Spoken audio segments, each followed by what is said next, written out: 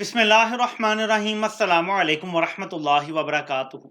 नाज़रीन, इमरान खान की आज साबिक फौजी अफसरान से मुलाकात हुई। इमरान खान ने आज लंबी मीटिंग की है और इसके बाद जो बाहर निकल के फौजी अफसरान ने और कुछ लोगों ने बात की है वो बड़ी इंपॉर्टेंट है। इन्होंने बताया है कि जब हम बाजवा से मिले थे, एक लंबी मुलाकात हुई थी, तो उन्होंने कहा था आप हमें टाइम दें, थोड़ा सब्र करें, सब कुछ ठीक हो जाएगा। कम अज कम बाजवा में इतनी डिसेंसी थी, मैं आपको अपने अल्फाज में अब बता दूं कि वो इन सब से मिला जरूर था। बाद में बेशक सख्ती की थी, अपनी बात मनवाने की पूरी कोशिश की थी, लेकिन मिला जरूर था। इतनी डिसेंसी उसने जरूर दिखाई थी। इन वेटरन्स का कहना है कि नए आर्मी चीफ आए तो हमें उम्मीद लगी, हमने मुलाकात की कोशिश की तो एक तो मुलाकात नहीं हो रही, दूसरा हमारे कुछ लोग उनसे किसी फंक्शन वगैरह में कहीं मिले, 2-3 लोग, तो वहां उन्होंने कहा कि ये एक नई फौज है। उन्हें बताने की कोशिश की गई कि जो ग्राउंड रियलिटी है, हालात कैसे हैं, अवाम क्या सोच रही है, तो जवाब आता है ये एक नई फौज है। नाज़रीन, ये कौन सी फौज है? क्योंकि अगर फौज 75 साल से ठीक काम कर रही थी तो नई फौज की जरूरत नहीं है, और अगर गलत काम कर रही थी तो किसी का एहतसाब हुआ है। नई फौज कैसे हो गई है? हमें तो वही फौज चाहिए जो है हमारी पहले दिन से। तो ये बड़े खतरनाक इशारे हैं। इसका मतलब है कि कोई एहसास नहीं है टॉप लेवल पे कि अवाम क्या सोचती है। इससे बढ़ के परवाह नहीं है कि अवाम क्या सोचती है। 22-23 करोड़ का ये मुल्क है और आपके टॉप पे बैठे लोग जो फैसले कर रहे हैं उन्हें एहसास भी नहीं है और परवाह भी नहीं है कि अवाम क्या सोचती है। उनकी बला से ये एक नई फौज है, ये जवाब मिलता है वेटरन्स को। लेकिन इमरान खान के साथ इजहार यकजहती का मतलब है कि फौज की बड़ी तादाद, रिटायर्ड तो सारे ही तकरीबन, और फौज के अंदर भी अक्सरियत इमरान खान के साथ खड़ी है। ये अब आप आसानी से समझ सकते हैं, सिवाय कुछ लोगों के चंद अफराद के वेस्टेड इंटरेस्ट के, इमरान खान को सब मुहिब वतन भी समझते हैं और इमरान खान को पाकिस्तान के लिए जमहूरी तौर पे ज़रूरी भी समझते हैं। क्योंकि अगर सारी जमातें एक तरफ खड़ी हो जाएं और अपोजिशन रही ना, तो वैसे ही ख़त्म हो जाती है जमहूरियत। वाहिद इमरान खान है जो इस टाइम अपोजिशन में है, बाकी सारी जमातें तो हुकूमत में है। तो जमहूरियत के लिए इमरान खान ज़रूरी है। लेकिन ये बड़ी ख़तरनाक सूरत हाल है, मैं कम अज़ कम इससे मुतमिन नहीं हूँ। दूसरी तरफ दो शैतानों की मुलाकात हुई है और ये कुछ बड़ा प्लान कर रहे हैं। इनको पता है कि सुप्रीम कोर्ट तो पीछे नहीं हट रही। डराया धमकाया, उनके बच्चों तक को धमकियां दी गई। कोई ऐसा हरबा नहीं है जो इस्तेमाल नहीं किया गया। जान से नहीं मारा गया तो उससे कम पे कोई हरबा रह नहीं गया जो इस्तेमाल नहीं किया गया। लेकिन डटे हुए हैं, जज साहिबान पीछे नहीं हट रहे और वो कह रहे हैं इलेक्शन तो हमने करवाने हैं, हम अभी तौहीन अदालत और डिसोबीडियंस के ऊपर भी कार्रवाई नहीं करेंगे, हम पहले इलेक्शन करवाएंगे, बाकी बातें बाद में देखी जाएंगी। इन्होंने खुफिया मीटिंग बुला ली है, इन कैमरा ब्रीफिंग।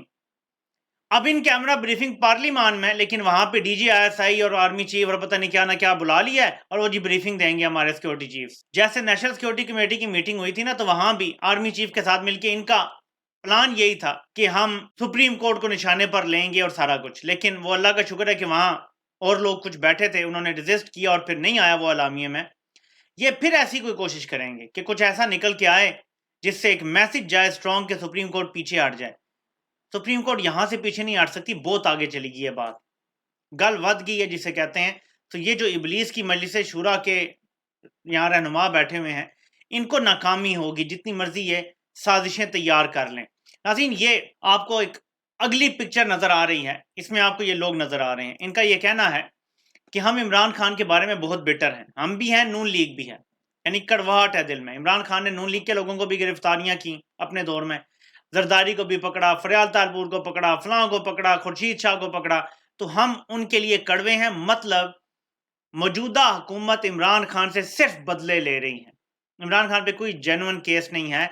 ये आज जो मुज़ाकरात की कोशिश करने वाला एक वफ्द पहले अपने इत्तेहादियों में से किसी एक से मिला है, वहां खड़े होकर उन्होंने कहा है कि हम इमरान खान से बदले ले रहे हैं क्योंकि कड़वाहट है। लेकिन अब हम कोशिश कर रहे हैं तादियों को मनाने की कि अब थोड़ा सा हमें कूल डाउन करना चाहिए। मतलब बदले इनफ ले लिए हैं, अब थोड़ा कूल डाउन करना चाहिए। अब पीपल्स पार्टी क्या निकालना चाहती है इसमें से? जरदारी और बिलावल, बजायर तो ये आता है हम आपके साथ हैं, लड़ जाएं, लेकिन अंदर खाने किसी मुज़ाकरात की कोशिश हो रही है। जरदारी को अपना सिंध भी जाता हुआ नजर आ रहा है। क्या है ये अभी हमें आने वाले दिनों में पता चलेगा कि हकीकत क्या है। लेकिन फिलहाल ये सूरत हाल है कि जरा आप ये देखें इनका इखलाकी दिवालियापन क्या है। जो ड्रामे हैं, शील्डें लगा के जो है एक शख्स आ रहा है, कह रहा है मुझे जान का खतरा है। अगर तुम्हें जान का इतना खौफ है तो ना इतने पंगे लो जितने जो ले रहे हो। अगर तुम्हें जान का खतरा है तो ना इतने पंगे लो, मतलब नवाज शरीफ की तरह डील कर लो, शहबाज शरीफ की तरह डिग्गी में बैठो, जाके पांव पकड़ लो, तलवे चाट लो, क्यों पंगे ले रहे हो? ये मुल्क का वजीर दिफा बात कर रहा है। बड़े दफ्तरों में छोटे लोगों का कब्जा है पाकिस्तान में इस वक्त, और ये है पाकिस्तान का अलमिया। फाइनल राउंड शुरू हो गया है क्योंकि फैसला कुन दिन है, किसी अभाम में ना रहें। अगर सुप्रीम कोर्ट ने अपनी रिट इंप्लीमेंट करवानी है तो यह फैसला कुन दिन है, जुम्मे का दिन फैसला कुन होना चाहिए, क्योंकि बीच में हफ्ता इतवार और डिले अफोर्ड नहीं कर सकते। सुप्रीम कोर्ट ने बुलाया है, वहीं खड़े खड़े ऑर्डर देना चाहिए स्टेट बैंक को, सेक्रेटरी फाइनेंस को, सेक्रेटरी अगर दिफा को भी बुलाते हैं और इलेक्शन कमीशन के मेंबर को भी बुलाते हैं, उन सबको यह कहना चाहिए कि आपने अपना अपना काम करना है और अब आप डायरेक्ट हमें जवाब देंगे। अगर हुकूमत अमला नहीं देती तो अदालत अपना जुडिशल अमला दे दे आरओज और वगैरह की ड्यूटीज के लिए सारा। अगर दिफा के लिए इनकार होता है, डायरेक्ट सेक्रेटरी दिफा को सुप्रीम कोर्ट डायरेक्ट ऑर्डर दें कि हमारा आपको ऑर्डर है कि आपने इतने लोग मुहैया करने हैं इलेक्शन कमीशन को, और ये एक दिन का काम है, यानी आज सारा कुछ हो जाना चाहिए, हम एक्सपेक्ट करते हैं। और बाद में फिर कार्रवाइयां होती रहेंगी, शहबाज शरीफ को कोई नाअहल करना है या नहीं करना, काबीना ने जाना है या नहीं जाना। यकीन माने कि अगर इस मुल्क में कानून होता, आइन होता, और यहां जिसकी लाठी उसकी भैंस ना होती, तो अब तक सारी काबीना घर जा चुकी होती नाअहल होके। आपको पता है कि क्या किया जा रहा है? हाई कोर्ट ने मना किया कि अली अमीन गंडापुर को आपने नहीं लेकर जाना। रात को 9 बजे एक अदालत इनकार करती है पहले, उसके बाद एक और सेशन अदालत रात को ही खुलती है और पता नहीं 10:30-11 बजे उनका राहदारी रिमांड दे देते हैं। हाई कोर्ट के हुक्म की खिलाफ वर्जी कर रही है पुलिस और निचली अदालतें।